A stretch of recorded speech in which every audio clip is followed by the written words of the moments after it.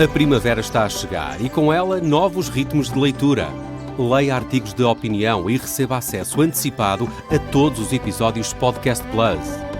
Acompanhe a atualidade ao minuto. Assine hoje o Observador com até 58% de desconto e habilite-se a ganhar uma tote bag e um voucher da Livraria Almedina. Tudo em observador.pt.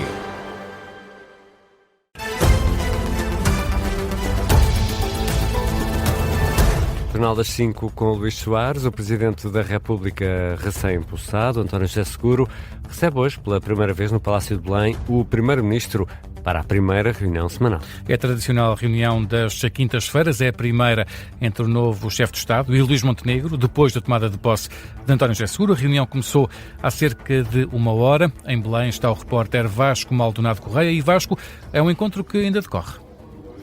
Ainda decorre, faz agora uma hora completa de reunião. Montenegro chegou pelas 4 da tarde, acompanhado pelo chefe de gabinete, foi recebido na sala onde se reuniu tantas vezes ao longo destes últimos quase 2 anos, em que é Primeiro-Ministro com o anterior Presidente da República, Marcelo Rebelo de Sousa. Agora, quem o esperava no interior do Palácio de Belém era um novo chefe de Estado, António José Seguro, ele que já tinha recebido também o Primeiro-Ministro ainda antes de ser empossado no mês passado, no Palácio de Queluz, numa reunião que foi, de resto, bastante longa, cerca de 4 horas e 100 declarações no final. Não sabemos quanto tempo vai durar este encontro. Em cima da mesa estarão, com certeza, os recados lançados pelo novo chefe de Estado ao longo desta primeira semana de mandato, da necessidade de um acordo com os parceiros sociais para a reforma do trabalho e também o aviso de que os apoios para as vítimas do mau tempo têm mesmo de chegar ao terreno. São pontos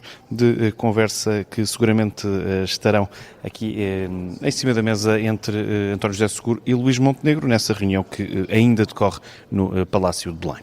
E o Vasco Maldonado Correia vai ficar atento a este encontro que ainda decorre em Belém. Enquanto isso, o Governo aprovou em Conselho de Ministros um pacote de medidas para a área da habitação.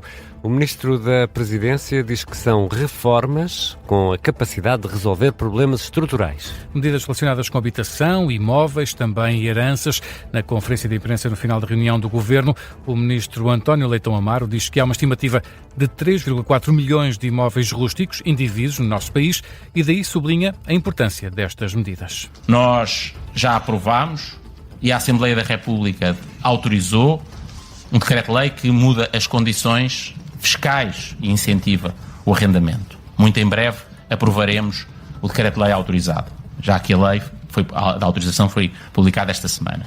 Nós precisamos trabalhar sobre o que não está a ser colocado no mercado, porque está num impasse de falta de confiança para arrendar, falta de incentivo para arrendar, ou num impasse porque a herança está bloqueada. Não se divide e ninguém decide utilizar este património. António Leitão Amaro explicou que estas medidas foram agora aprovadas na generalidade, com o objetivo de haver ainda uma consulta aos partidos, que será feita na próxima semana para que as propostas de lei sejam aprovadas até ao final do mês. E os partidos da oposição também já reagiram. O Chega, nomeadamente, espera que o Governo tenha, com estas mudanças na habitação, uma atitude diferente da que está a ter com a reforma laboral. São reações que surgiram há pouco aí no Parlamento, Miguel Viterbo Dias. Sim, reações ainda muito a quente, até porque o Governo deu conta de que vai apresentar os detalhes aos partidos nas próximas semanas. Ainda assim, André Ventura confirma que já recebeu um contacto por parte do Governo para essa reunião para conhecer os detalhes destas medidas para o setor da habitação, mas deixa desde já um aviso. André Ventura até concorda, por exemplo, com a questão das propostas para resolver as casas que estão desabitadas devido às heranças indivisas, mas deixa um aviso de que espera uma atitude diferente daquela que o Executivo tem tido, por exemplo, com a mudança da lei do trabalho.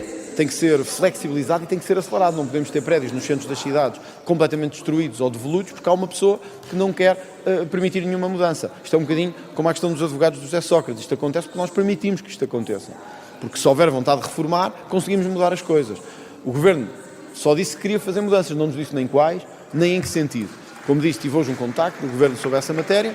Logo que haja, espero que não façam o mesmo que fizeram com a lei laboral. Que é, há uma manifestação de vontade de colaborar, há uma manifestação de vontade de consensualizar, mas depois há zero trabalho sobre essa matéria. André Ventura a deixar o aviso ao governo de Luís Montenegro, apesar de concordar até com algumas das linhas gerais que foram conhecidas esta tarde no Conselho de Ministros. Já o Partido Comunista Português falou sobre a questão das rendas, diz que as propostas do governo vão atirar mais inquilinos para as ruas. O que este governo faz, em vez de garantir de facto a acessibilidade à habitação, fragiliza ainda mais a posição dos inquilinos, nomeadamente com o objetivo de querer facilitar o despejo e de empurrar mais famílias para o olho da rua, que é isto que significa este anúncio que o governo fez hoje e que vamos conhecer ainda posteriormente. Paulo Santos, do PCP, também numa declaração nos Passos Perdidos. Os comunistas têm amanhã uma iniciativa sobre o congelamento das rendas para a habitação.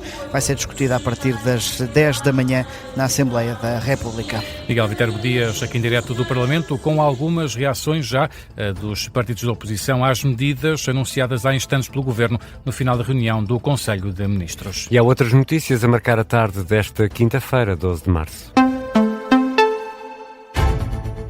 O presidente dos Estados Unidos garante que está mais preocupado em impedir que Teherão desenvolva armas nucleares do que Washington em ganhar dinheiro com o petróleo, ao que escreve Donald Trump na rede social Truth Social, depois já do novo líder supremo do Irão ter emitido uma primeira declaração gravada em que assegura que o Estreito de Hormuz vai continuar encerrado. No entanto, não foi o novo líder a ler essa mensagem, mas sim o apresentador do canal de televisão público do Irão.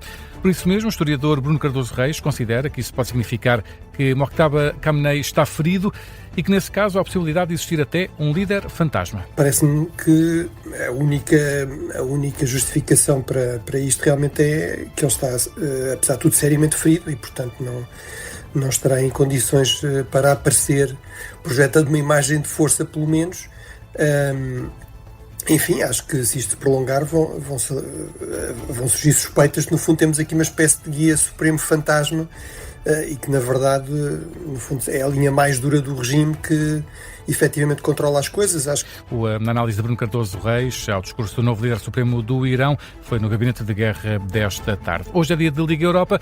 A Porto e Braga joga a primeira mão dos oitavos de final. Os Dragões são os primeiros a entrar em campo frente ao Stuttgart na Alemanha. A equipa do Porto que tem várias mudanças, apenas 3 jogadores mantêm titularidade. É uma verdadeira revolução na equipa do Porto. O jogo começa quando faltarem 15 minutos para as 6 da tarde. A emissão especial de desporto arranca depois da síntese das 5h30 e depois às 8 ainda é a vez do Braga jogar em casa do Ferencváros. Ainda a morte do jornalista e escritor Mário Zambojal, tinha 90 anos. O velório do escritor e jornalista vai decorrer na Basílica da Estrela no sábado, 14 de março, a partir das 5 da tarde, com missa às 8 da noite. O funeral realiza-se no domingo às 11 da manhã no cemitério do Alto de São João.